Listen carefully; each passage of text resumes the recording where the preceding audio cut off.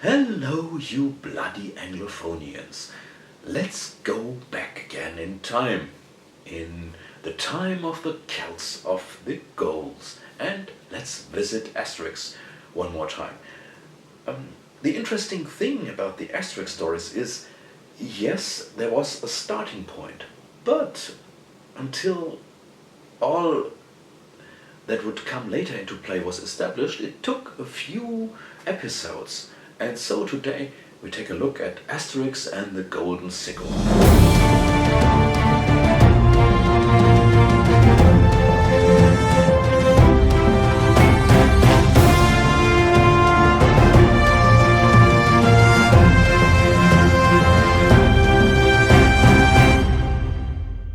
It is a wonderful day in a small Gallic village.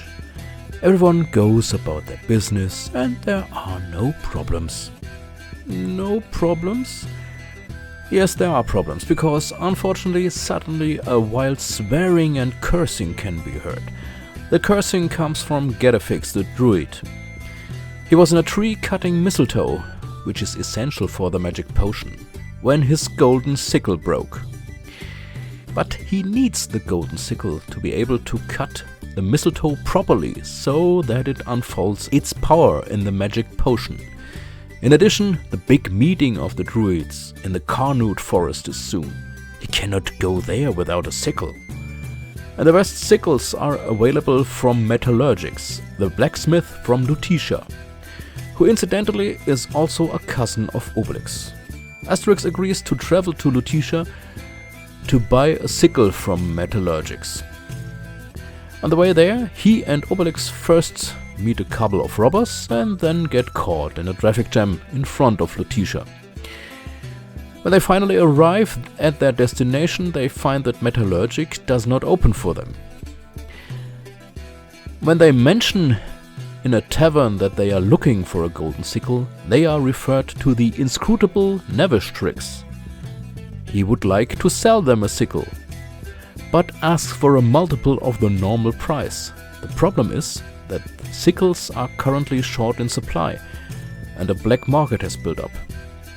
In addition, the sicklesmith Metallurgix has disappeared without a trace. Asterix and Obelix return to the house of Metallurgix to find that he has been kidnapped. For the both of them it's clear, they have to find him, not just because Getafix needs a new sickle. René Goscinny and Albert Uderzo had decided that Asterix should not only experience his adventures in the vicinity of the small Gallic village, but also travel out into the world. And that's where they sent him on his second adventure, even if he and Obelix should stay within France for the time being. Lutetia, or Lutetia, is today's Paris. And in the panel where Asterix and Obelix see Lutetia for the first time, there's something of the historical research that I mentioned last time. The two Gallic warriors look out over a city on a river island. The river flows through a valley. This island is the so-called Ile de la Cité, the island of the city, the presumable core of historical Paris. Julius Caesar mentions the name Lutetia, borrowed from the Celtic, in his work on the Gallic War. It is certain that there was originally a Gallic settlement here, and that a Roman settlement later spread out in the valley, but the traces are not clear. There's clearly more research to be done. By the way, on the Ile de la Cité, there is the famous church of Notre Dame. With the traffic jam to Lutetia, or Lutetia, Uderzo and Goscinny have clearly parodied modern time, including that Lutetia is a tourist town. Incidentally, the tourism office is located in a building that looks very much like a red mill. This is of course a reference to the famous Parisian nightclub Moulin Rouge, which is located in what is now the Montmartre district. Montmartre is said to have once had over 30 windmills, which disappeared when the neighborhood was rebuilt. In the 19th century, the still rural Montmartre attracted numerous artists who were able to lead a freer and cheaper life here than in the center of the city.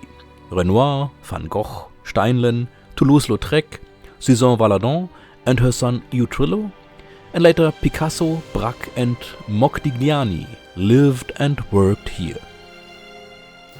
But the city itself isn't the only modern reference in the story. This gentleman here is the Roman prefect of Lutetia, and he's tired of the world and bored.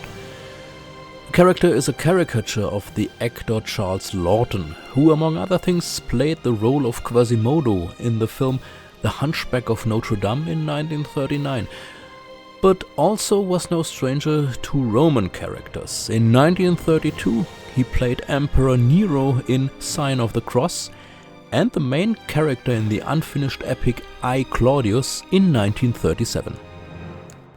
Speaking of characters, in this story the other villages began to take shape. In the first story we actually only got to know Asterix, Obelix and Getafix. Here we see the chief Vitalstatix for the first time, who stands on a shield that is carried by two shield bearers. And we see the village bard Cacophonix, who wants to sing Asterix and Obelix a farewell song, whereupon the other villagers quickly leave. At the end of the story, when the heroes are back in the village, there will be a banquet. And it is where Cacophonix is tied up and gagged for the first time, so that he does not sing. That will develop into a running gag in the series. It should be noted that the names of these characters are not yet mentioned here. Asterix simply calls Vitalstatix boss when saying goodbye, and the bard also remains anonymous for the time being. Asterix and the Golden Sickle was printed in episodes in the Pilote magazine from August 1960 on. And in this story one can already guess the full potential of the little Gold's adventures. With the kidnapping of metallurgics, we are actually experiencing a crime story that is told with a lot of humor. Even if the universe in which these stories are set is not yet fully established, you can still see a clear structure and detailed images. Admittedly, after more than 60 years, a few of the allusions are no longer up to date. Charles Laughton should probably only be recognized by a few readers at first glance. But these things are actually, well, extra things. The story and the jokes also work without being able to assign individual characters to specific people in real life. In this story, the part that can definitely be called timeless clearly predominates. And just like the story of the criminals who kidnap metallurgics to ensure a shortage of sickles, so that they can sell them at a high price. And that is why Asterix and the Golden Sickle is still a classic.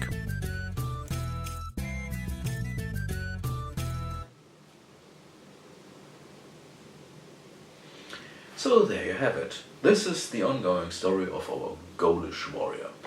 Yeah, and we will see more of him in another episode. So, see you then.